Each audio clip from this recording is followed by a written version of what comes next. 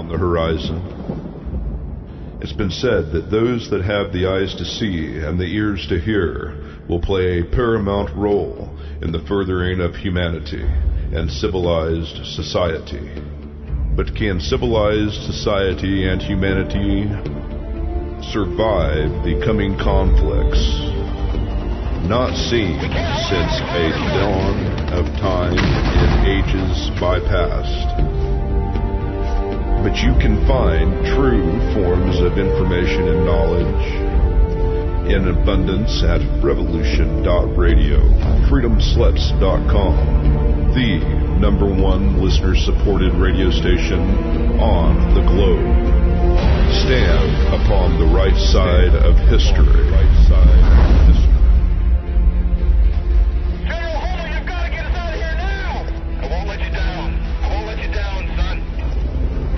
Revolution.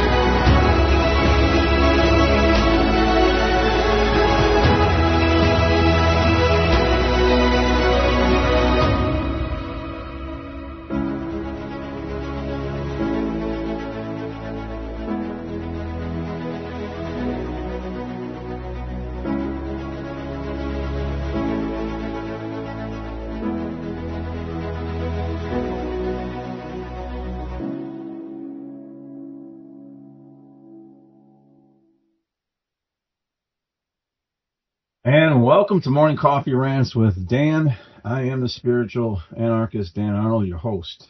And today's date is June 18th in the year of all of us, 2026 already. This year's already halfway over, more than halfway over. Wow. Hope everyone's doing good this morning. Today I'm going to be talking about a little bit about the movie Disclosure Day and some of the real things in that movie that are very legit in my experiences. And a couple of the things, and it's technically three that I really picked out, but there's probably more, that I think are social engineering, predictive programming, influencing mechanisms in what's going on today with this new world government they're wanting to get us all into. And again, people think that someone like me, he's a conspiracy theorist, anti-government guy. Yeah, no, I'm not anti-anything. I'm just pro-humanity and I'm pro-freedom. You're not going to catch me, damning an entire race of people because of the bad actions of their rulers. I'll say it again. I say it every single week. I'll say it again. This stuff's been going on for many, many years. I've done the research. I've looked at the patterns. But we can just, as a layperson, go back and look at 2020. All the governments of the world worked in tandem with each other to lock us all down and put diapers on our faces for a very weak virus. They were testing our obedience. And one of the reasons why I got out of really quit going to yoga even was because of the obedience. You had to be behind the line, a full 6 feet apart. Make sure you're behind that line. When you get behind the line, you could take off your mask because your germs won't spread then for supposedly an airborne pathogen. So we're constantly being lied to, and we're constantly believing it. Let me take a sip of my coffee. I want to backtrack to last week, some of the things I was talking about, just real quick.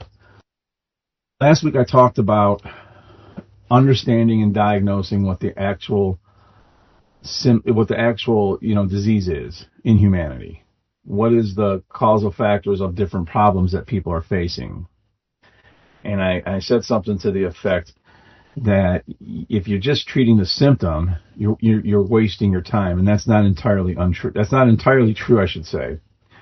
If you're a good person and you're treating the symptom, if you're a person who's wanting some type of unity and you don't know what the actual problem is, but you're effectively treating a symptom, by all means treat the symptom, because treating symptoms helps to alleviate suffering. So we need to do both. We need to treat the cause and treat the symptom simultaneously.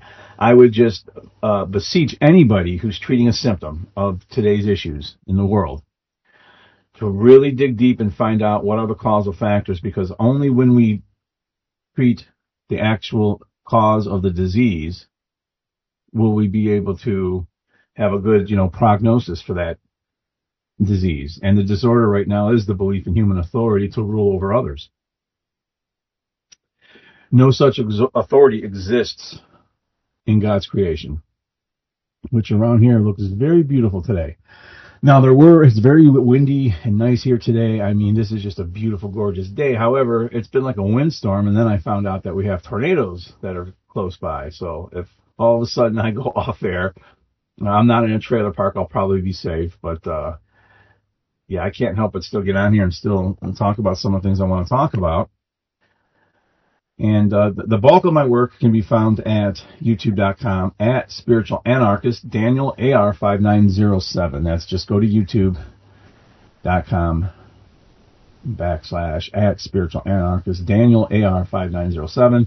I'm also on the OneGreatWorkNetwork.com / Daniel Arnold. And I'm up there. I got a lot of other platforms, but I haven't been regularly posting to those. Probably almost in the last year, but I do have other platforms I'm on. I might start getting active on those again. But I'm going to be looking to do some other things and some in-person things pretty soon. Some in-person speaking. Tell what I know. I am a whistleblower. I worked for the government. I know what kind of bullshit I've seen and how they don't even follow their own rules. So if you don't hold them to their own rules, they're going to do whatever it is they want. And yes, I know this is going to come as a surprise to people, but they lie a lot. So you have to have some discernment. Okay? I was watching the UFC event on Sunday at the White House. And one of the concerns I had going into it is they claimed that over 1 billion people would be watching it. The whole world would be watching something at the White House like that. Many, many people who aren't even MMA enthusiasts would be watching it. And right before the Roman Empire fell, there's a famous saying, give them free bread and circuses. And, football's been free for years. Now look at gladiators fighting for their masters. They're fighting for themselves. I get it. I have a lot of respect for the UFC fighters, and MMA in general. It takes a lot of heart to do that, but, again, here's the but. I've been in the martial arts my whole life. I've done it for self-defense. I've done some combat sport things.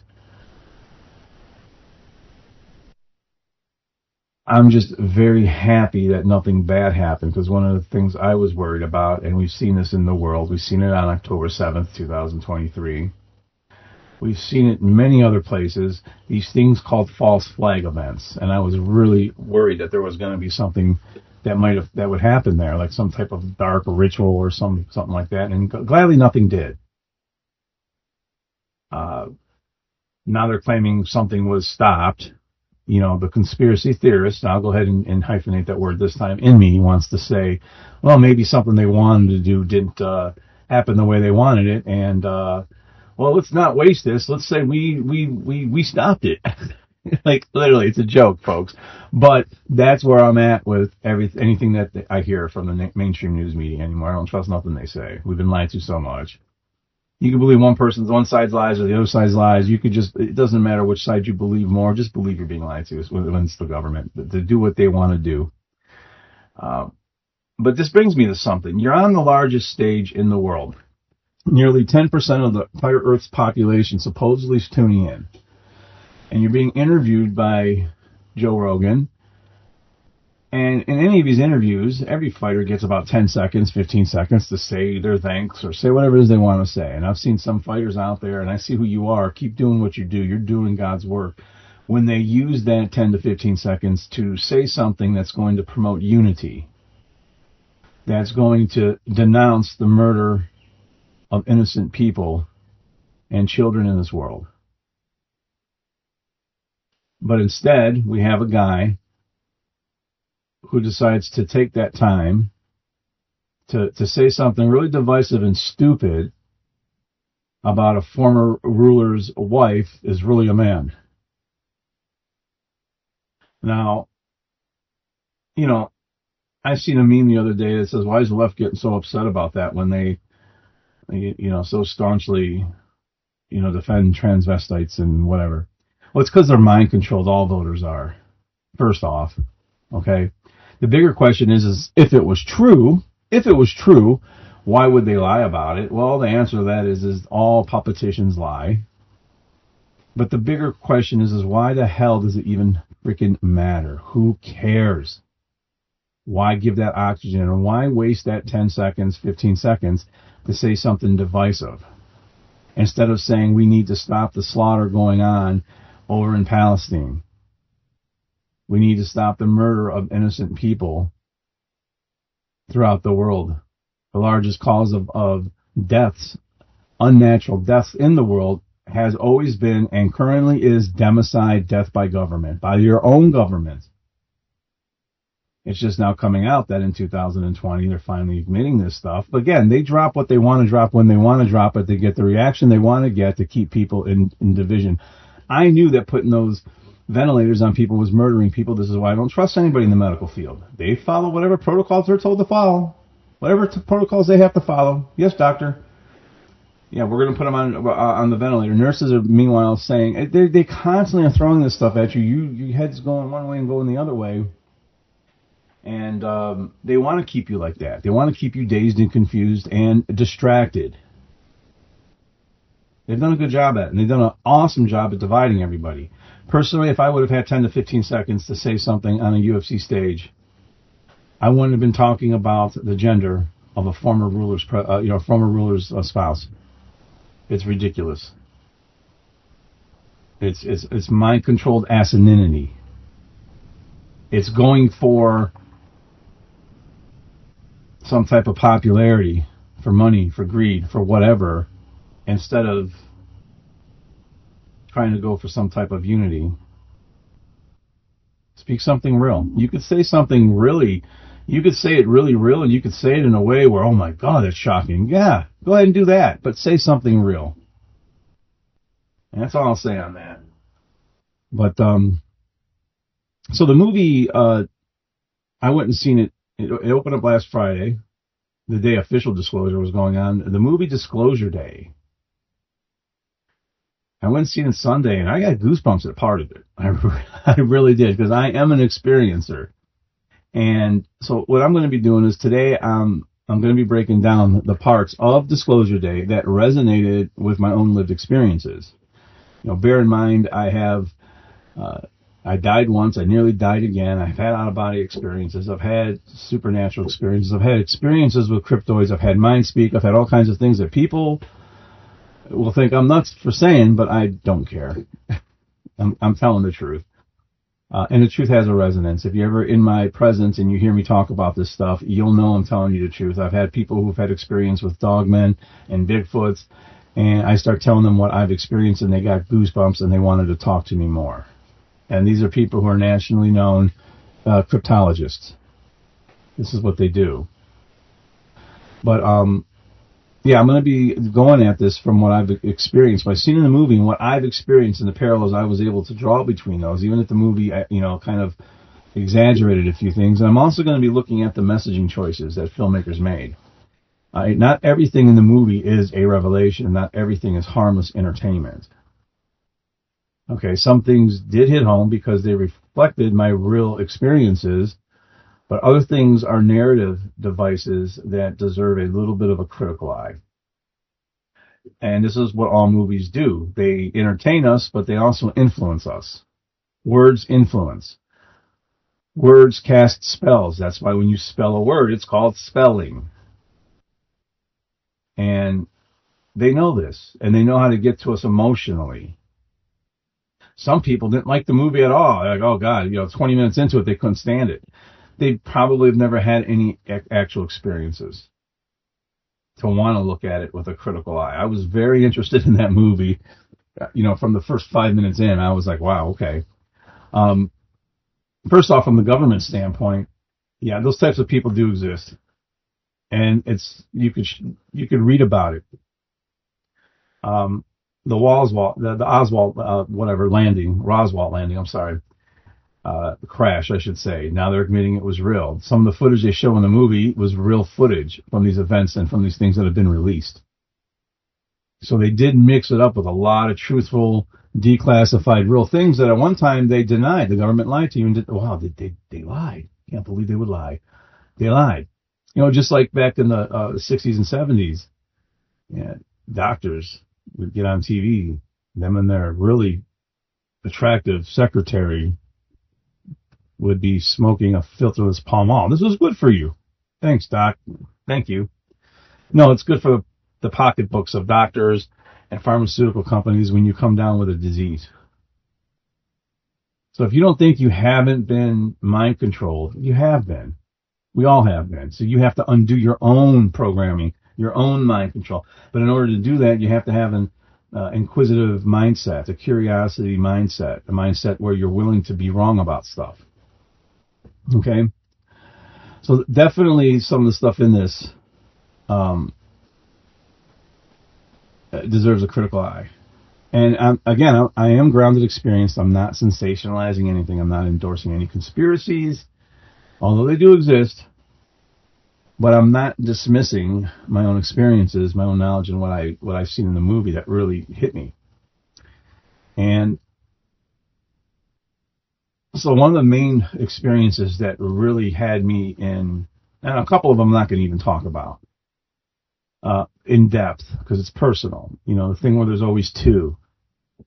There is some truth to that in many ways, shape, and form. With the animal signs, the animals acting very odd. Now, the animals in this movie were obviously AI, but wow. I don't want to give too much away on the movie, but when an animal, when a cardinal, let's just say, flies in and lands on a table and just stares at you, and you do not break eye contact until it breaks eye contact, and that could be a while. I've had that happen to me even here. A dove lands, and then literally in the frame I'm looking out the window, from the left and from the right, another one comes, another one comes, another one comes, another one comes, like in sync, and then right behind it, a cardinal comes and flies in. I look at that, especially with what I was thinking, saying, and it's not a natural thing. It doesn't happen like that all the time. Animals, when they start acting in unnatural ways, you got to pay attention to that. They do have a message for you. And that was one of the biggest things I've seen in the movie that had me, I talked about how years ago I had a corn problem with a pea, and on days that I would exercise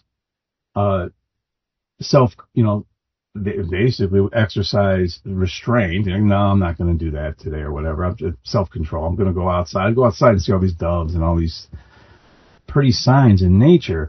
And then on days that I didn't, and this is when I was really battling, and I'd go outside and there'd be all these blackbirds with their noxious metallic caws, right, the grackles. And they were birds that weren't normal to that area. I'd lived there for many years, 18 years. They weren't normal. So when you start getting animals that come in sometimes that aren't normally in that area, that's another sign to pay attention to. I can get into more in-depth supernatural things where some animals I found tore up. Something tore them up. I took pictures of it. It was on the hood of my car. A rabbit that was torn to pieces in my garage. Just the animal synchronicities alone. And in the movie, they say it's extraterrestrials appearing as animals. Well, I don't know if I believe that. But what I do believe, and again, this is just a belief. Do I have proof positive of this? No. And I've always said, if I'm going to talk about an actual conspiracy that's actually occurring right in front of us, I'll talk about it, and I'm not going to actually act like it's a theory. So what you're getting from me right now are theories based on my own personal observations. But my personal theory on personal observations is there are beings that are interdimensional and can interact with and control, to a degree, animal behavior. That's going to sound out there. I know it's going to sound out there. But I believe that's what was happening in my own life with certain animal synchronicities when everything around me. And the thing is you have to be in a state of flow and in a state of openness and curiosity to even notice this stuff. But what happened with me is it became so in my face that I couldn't help but notice it. And all the years I had spent as a cop and being an investigator, I have pattern recognition. This stuff is amazing. Listen to anybody who's an ex-cop, an ex-investigator, who's now doing research on Bigfoot or any type of cryptid. We gather evidence. I took videos, I took pictures because I started noticing this amazing thing. Because it was in my face. And there's pictures in my book about it, Rise from Darkness, Who Are They?, where I talk about all this stuff. You know, the book got published in 2021. It's out there. And you can find it on Amazon. I don't plug the book nearly as much. I also wrote a book called Violence and Ego. You know, understanding the fundamentals of functional self-defense. And there's a lot of good tips in that book for what's going on in the world right now. And actually, there's a lot of good things in the book, Rise from Darkness, for what's going on right now. It really does point you at other researchers, and it points you to what is really happening in the world, and everything is responding to it. There's more cryptid sightings now than ever. There's more audio anomalies happening. Aerial anomalies happening than have ever happened before. So this spiritual war that we're in, I think, is happening on every level, not just in our 3D. What's leaking into our 3D, how we've got things going on right now, that, in my opinion, is a symptom of the actual problem, and that is the Archons want to enslave us. They want us completely enslaved in these smart cities. All of this ties together, folks. It's our lives. It all ties in. We have to become better stewards to our animal friends. We live on this planet with them. Let me take a sip of my coffee. But that was one of the things that I seen in the movie that I was like, wow, okay, holy cow. I think they're right on with that. And obviously the other things that they're right on with is showing the real footage of actual declassified, disclosure events. I thought was amazing to have that interact with it. Now, the next thing that I thought was amazing was the astral projection, the out-of-body, and how they told the one government worker who was using assisted technology, which it's starting to come out now that they have this, to actually assist in astral projection and out-of-body experiences. Billy Carson has talked about that. Look at some of his work. He's talked about that. There's no reason not to believe that the possibility that this exists. Again, I'm going into things today that I'm not going to be speaking as matter-of-factly about. on some of these things because they're my theories based on my own experiences and research. I have no proof positive that I can say anything to you other than my own experiences with the animals. And there's certain things I keep to myself. They're so out there. But, people across cultures, throughout the world, report out-of-body experiences. And I've had my own moments of deep visualization and disassociation that felt like stepping outside of my own body. And I've had it happen when I'm sleeping. And the one that really hits me the most is, and this happened over the winter of 2025. It was the winter. I was in an apartment, living in an apartment building. And so I'm sleeping, and I'm having this dream, but it didn't feel like a dream. Dreams usually have that certain quality to them. That certain fluffy, vague, staticky type of quality to them. Well, I was in complete blackness. Everything was very solid. And I was walking around my apartment exactly how my apartment was. It's a very small apartment, actually. It was amazing how small it was. Just slightly bigger than an efficiency, I'll put it that way. But it still had a couple of turns and a couple of things. And I'm in the dark, and I'm reaching around because I felt like something was in there. And I'm reaching around, and I find the light switch in my kitchen to turn on the light. Now, this was a solid dream. This didn't have that quality to it that a dream normally would have. And as I go to flip on the light, I get grabbed by something and put into a rear naked choke. And I start to fight it, but it was impossibly strong. And I start to go out. And in my mind, I was like, damn, it got me. Now, I've done jiu-jitsu and judo and hapkido, so I'm used to rear naked chokes. I'm used to tapping out. It was almost like I didn't have time to tap out. I'm used to also fighting them. So as I go to fight, it was like I had to accept it got me. And just as I passed out, I got thrown back into my sleeping body. And in my mind's eye, when I got thrown into my body, it's like my eyes opened. But they didn't, and I was back to normal sleep. And now I was kind of mostly awake, but I was still laying there. I'm like, okay, now I'm back in my body, just regular sleeping. What the hell was that? And that, I've talked to a couple of psychic friends. They said that was me astral projecting, and something got me, and maybe something else helped me.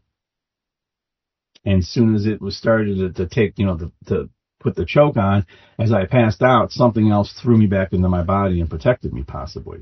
I have no clue. It was unlike any other dream I ever had. And that is astral projecting.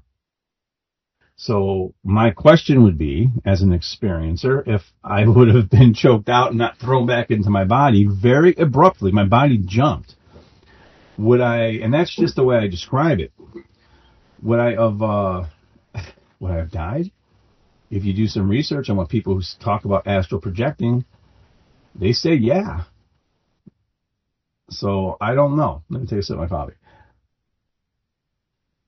So that was in the movie, and I also had an out-of-body experience when I did die, and I was able to count. And I don't know why this number was. This is when I was 6 years old. I was able to see the lights above me in the surgery and on the operating table, while simultaneously looking down from like up above, like in a corner, and counting 12 people around me. Why was there 12? I have no clue. So all this stuff, they touched on this in the movie, which I thought was very interesting. It was a very interesting thing.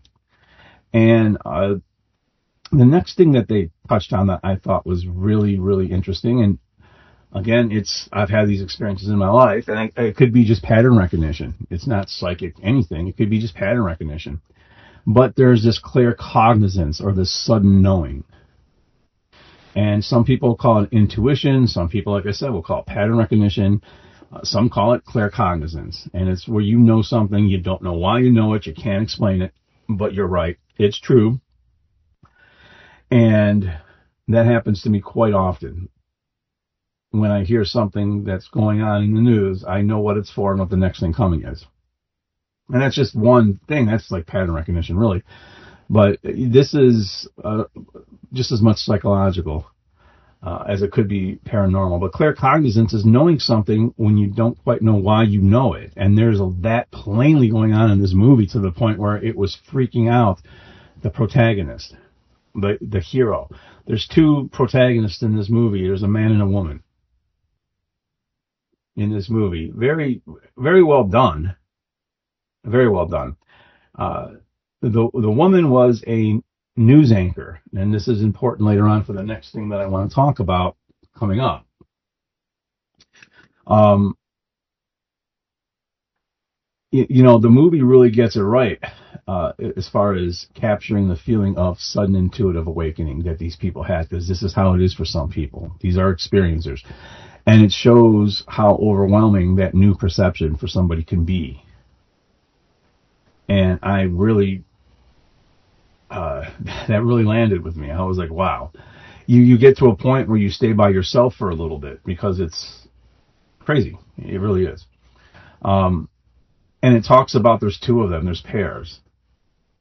And that symbolizes duality with the man and the woman who have had this experience together.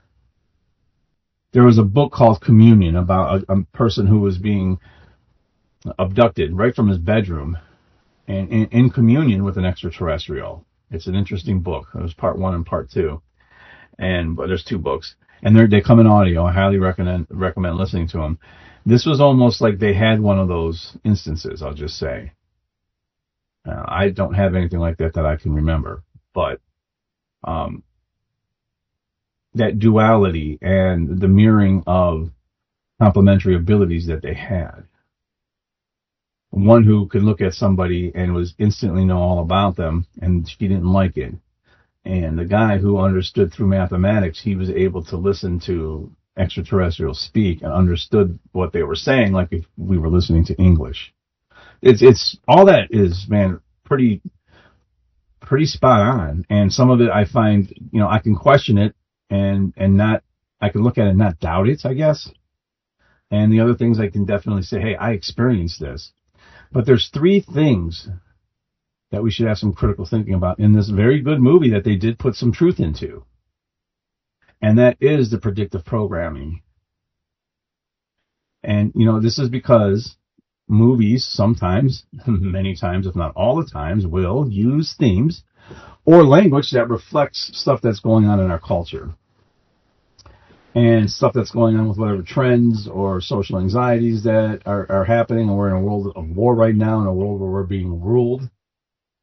A world where they want to enslave us further. So, and this by no means means that they're trying to predict the future, but I think in my estimation with everything else going on, it's to get you more adaptable to what's coming, more accepting of what's coming. Okay? So the first thing that I noticed at the beginning of the movie, in the pre-movie credits, they used the word sustainable at least 25 times. Sustainable energy, sustainable food resources, eliminating the carbon footprint for sustainability. That, to me, the word sustainable is short for depopulation. That's all it means. Get you used to, that's what I feel it means. So when I hear sustainable, I hear depopulation. Just like when I hear safety, I hear slavery. Because as soon as the rights of the individual are taken away because of quote-unquote so-called safety, that's what every terrifying ruler throughout history has done to its people. And we have to end this. It isn't, as long as we stay in the loop we're in, we're going to end up where we've always end up, at some type of cataclysm. Because something will adjust. Okay, something's going to adjust if we don't pull our heads out of our asses. So the word sustainable, that was the first thing. And that's what got me on my guard about what else is going to come into this movie. And the movie was actually very good. I thought overall I'd give it a B, B plus to A minus overall. But these things are worth mentioning. The next thing that I felt was worth mentioning is the protagonist. The female protagonist is a news anchor, already a known news anchor. So this tells me when somebody gets on the news that you recognize, and most people trust the mainstream news media, and they start acting all astounded and mystical and shit, and they start telling you something, well, this happened in the movie, you're already geared to listen to them even more, right? I didn't like that part of it, because the protagonist was coming, but happens in a lot of movies. The protagonist is somebody in some position of perceived authority in some kind of way. So they used a news anchor. So what's that saying? To me, that says be careful if you see somebody acting all mystical on the news. Don't necessarily think it's all that true. And the biggest thing that I took away from this, bar none, was the two people, the protagonists, when they were children, were abducted using animals. They looked like woodland animals, so the children wouldn't panic. But they were put on they were abducted by extraterrestrials and had experiments conducted upon them, and they come back with all these amazing gifts and abilities. Okay? Look up Travis Walton. And the Travis Walton is the most famous UFO abductee case that's ever been reported. There's a book on it called Fire in the Sky. There's a movie called Fire in the Sky. And the movie really did do the book justice. Of course, books are way more in-depth and better than movies. They always are. But it was a good movie. And I did see him in the town hall meeting. He was actual Travis Walton was in the town hall meeting. They flashed by him in the meeting. He was an extra in the movie. Yeah, I catch stuff like that. I do. I catch stuff like that. But it was a good movie. But ask him how he felt when he was abducted. So I highly recommend reading that book, Fire in the Sky, the Travis Walton story. But the what I'm getting at is this. They, through this story, have these two kids are abducted, given all these special powers. That's what we can call them. I'm a comic book nerd, so I'll call them special powers, right? But it's really just having gifts and abilities that we really all have. The things they were talking about in the movie, that we only use like 5% of our brain. If we turn on the rest of our brain, we would have amazing abilities. They don't want us to do that. This is why they've poisoned our food. I mean, I can go on and on with realness. But the thing that this movie is trying to say is, hey, if I'm abducted, maybe I'll get all these special abilities and I'll be a chosen one to blah, blah, blah. No, I really would fight for all I was worth if I was you and you're abducted by anything. Period. I talked about that in Violence and Ego. You need to counterattack fiercely and immediately if you're abducted. First off, any abductions that are going to be happening in the future is like human trafficking as far as I'm concerned. Okay? Real extraterrestrials have done abductions, but I don't think they're doing a lot of harm per se. Okay? We do have reverse engineer technology. I wouldn't trust who I was being abducted by. I don't think the aliens are coming to save you. Don't let yourself be abducted. So there's these, again, it's like a stand-down operation to me. And this could be to some people, oh, wow, he's reaching out there. No, I'm not. It's a stand-down operation. That's what happens. Okay, this is just like the separation of church and state. That wouldn't be a slogan if there was real separation of church and state.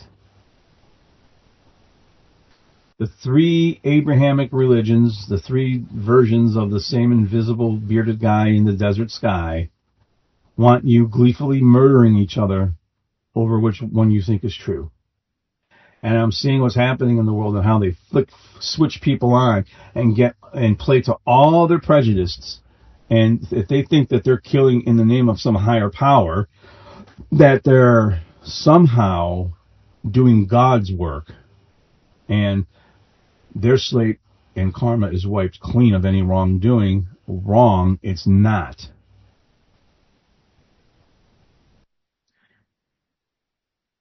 What if you shouldn't be murdering? in the name of anything? And what if that's part of the test? When you're murdering in the name of your quote-unquote God, and you think you're in this jihad or holy war, and I'm speaking to all religions right now that are murdering each other. I don't take sides. You're all the same to me.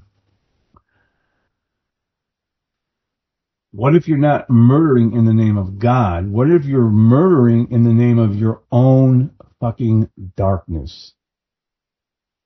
That's what you're really murdering in.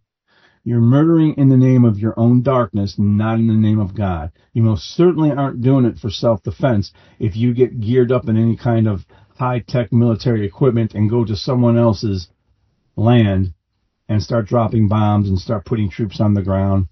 For what? For oil when we could have free energy?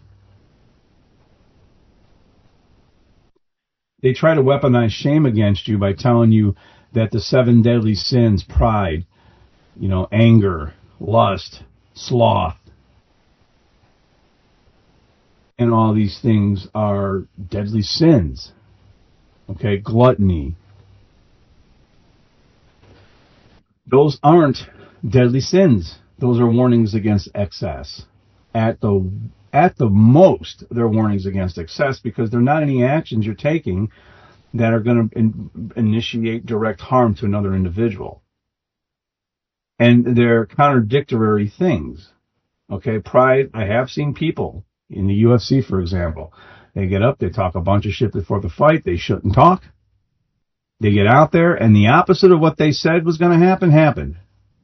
They said they were going to rearrange someone's face, and God bless this guy, I've prayed for him. His face gets rearranged. So that's pride before the fall. Okay, that's karma to a degree, to a lesser degree. But you can take pride in your work. You can take pride in the achievements of someone close to you, so that wouldn't be considered a sin in the least bit. The same thing could be said for sloth. Everybody needs a rest day. Now, if you're totally lazy and never do nothing, you're going to get a little unfit. Life's going to be a little boring. You might inconvenience others who love you because they have to do things for you because you won't do it for yourself. But again, that's their choice to make. So sloth isn't some deadly sin. Everyone needs a rest day. It's about balance, right? It's the same thing with anger. They want to make it like if you get angry, you're a bad person. On the flip side of that coin, if you're really offended, the one who acts the most offended is the one who obviously was done wrong. And that's just simply untrue. Some people don't like drama. They don't get overly offended. Anger's got its place. It's a real valid human emotion. Just don't let it rule you. Don't let it take the place of other emotions that you don't want to feel. Same thing with lust. Man, if you knowingly, consciously fall into that monkey brain or that primal brain where lust is at with someone, you do it consciously, that's great. To do it unconsciously, it's not good for you. And we need that to propagate our species. But if you had them back then telling you, hey, if you look at somebody and they're attracted to you, poke out your eye, and also because you've already sinned, and lust is a sin, were they trying to control the population back then as well? They're trying to control humanity. There's some game being played here I don't quite have figured out. I've set out to find out, so I'm sure the universe will sooner or later supply that information for me. But deadly sins ain't deadly. They're warnings against excess. So really my goal in any of this and talking about this movie isn't really to tell anybody what to believe. It's just to share some of my experiences. I seen an orb as a kid. Lots of different stories on what orbs are. And I have friends who can, they were with me. They seen it too. Tripped us all out. There's things here that we don't quite know about yet. And I think some of the unveiling, the apocalypse just means the unveiling, right? The apocalypse has already happened. The unveiling of knowledge has happened and is currently happening right now. And I think the world is more fantastical and science fiction fantasy than most people would ever believe. So when some of the things that are going to start happening in the next couple of years that start happening, find you a conspiracy theorist, comic book nerd friend like me to explain things to you and keep you calm. Because some of the stuff that's already I've experienced and that other people are going to be experiencing, it's going to be out there a lot. The skies will probably get very busy. People are going to be freaking out. And this is besides the fear porn that they are constantly putting us under. But if you're not paying attention to that and you're breathing the air and you're having a beautiful day like I am this morning and looking out at nature and you're seeing some of these amazing things, keep your heart open to them, but stay safe with them. But realize we're living in the most fantastic time in human history. To be alive at another change of another age. And now humanity is being called to maybe do something different. To do something different enough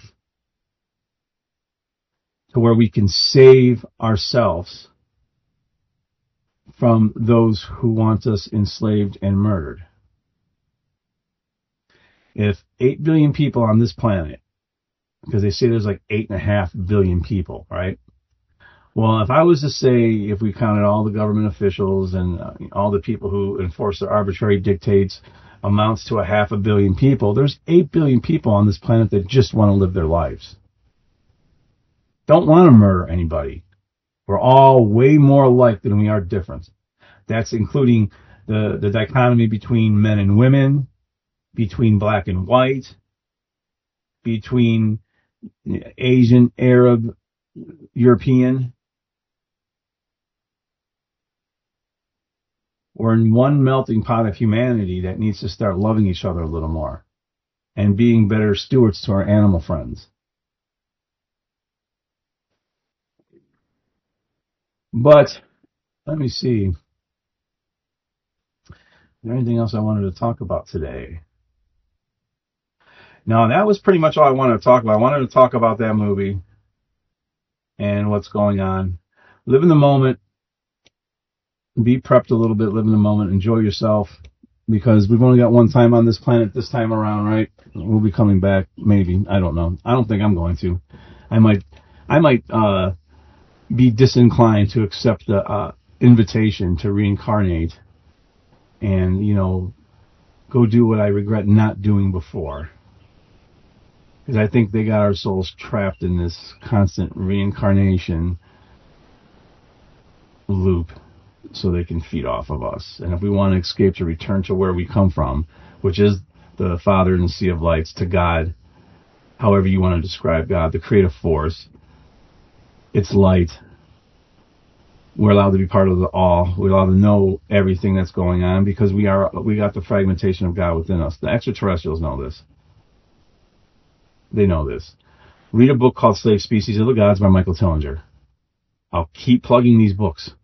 There's no coming to any kind of enlightenment if you don't read. See, a spiritual awakening is becoming awakened to that there's something more than just you. That there is a force around us that does operate under law, that does operate under natural law, that does operate under things you didn't understand and you're becoming aware of it. But that doesn't mean you are enlightened. That just means you're starting to become spiritually awakened.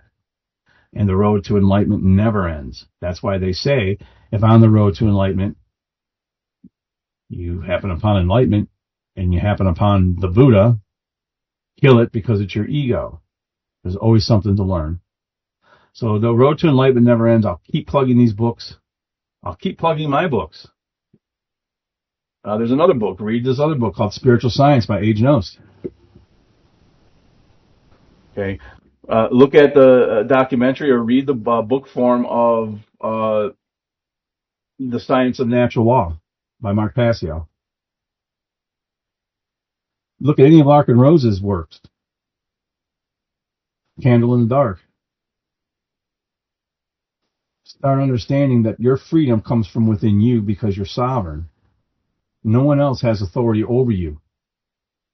And in every situation, you still have choices you are presented with. That's where your nexus of power actually lies in the choices you have to make in the moment. Anyway, man, until next week, I'm going to sign off here. Nothing but love, man. Everybody stay safe. Peace.